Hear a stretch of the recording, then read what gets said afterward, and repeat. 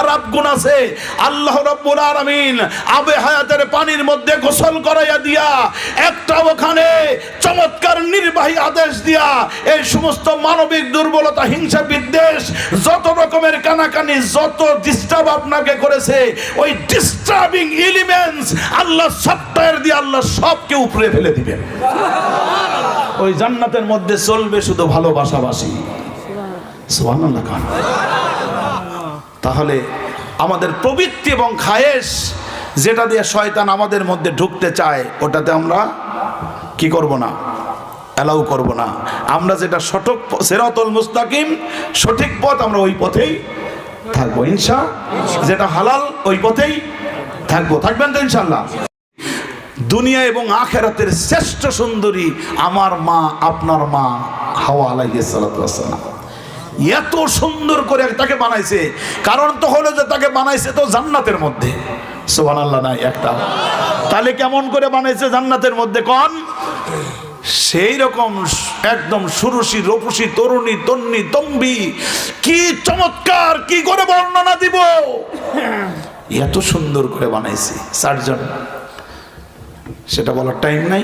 এই সুন্দর করে বানানোর পর সাইয়েদনা আদমের যোগ প্রবণতা, আই লাভ ইউ ধরতে চায়। আল্লাহ বলে থাম, একটু কাজ বাকি আছে। সুবহানাল্লাহ নাই নাকি? আল্লাহ নির্ধারিত কাজ করলেন, জানেন আপনারা, আজকে সে কথা বললাম না। তারপরে ওখানে তাদের পরিণয় সূত্রে আবদ্ধ হলেন, স্বামী স্ত্রী হিসাবে আল্লাহ জান্নাতের মধ্যে রেখে দিলেন। এই জন্য ওই যে নারীর প্রতি আসক্তি, এটা ইবলিস ওখান থেকে নোট নিছে। 3 নাম্বার তোকে ধ্বংস করব নারীর প্রতি আসক্তি দিয়া। সমাজে এখন এটা আছে না নাই? তাহলে আমাদের কাজ কি?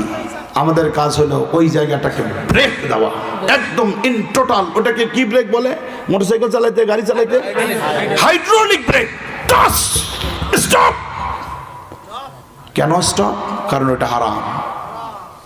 সুবহান। এই বুঝটা যদি মানুষের মধ্যে এসে যায়, এই মানুষকে শয়তান ওয়াসওয়াসা দিয়ে কিচ্ছু করতে পারবে না। আর 4 নাম্বার হলো একটা চিরস্থায়িত্বের ক্ষমতার লোভ এই মানুষের মধ্যে আছে। শয়তান ওটা বিশ্লেষণ করে দেখছে, চিরস্থায়িত্বের একটা ক্ষমতার লোভ। কারণ আদম আলাইহিস সালামকে যখন জান্নাতে দিলেন, ওই যে কোরআনের আয়াতটা পড়ছিলাম, উনি চাইছিলেন চিরস্থায়ীভাবে থাকবো, কিন্তু আল্লাহ তাআলা বললেন না, এখানে চিরস্থায়ী তোমাকে থাকা যাবে না। শয়তান ওয়াসওয়াসা দিলে অনেক ঘটনা আপনারা জানেন। এই যে চিরস্থায়িত্বের ক্ষমতা, একটু দেখবেন একজন লোক যখন মেম্বারে দাঁড়ায়, ও দাঁড়াইয়া বয়স হয়ে গেছে,